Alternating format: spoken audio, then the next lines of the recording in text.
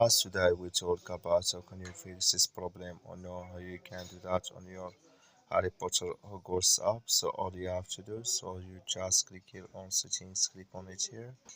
We just click on settings, so then it's going to show for you list like this here. Then you click on just keep going down, you click here on apps.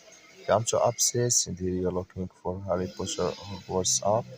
We just click on search. Then here at Hogwarts, it's going to show for you like this. Click on it.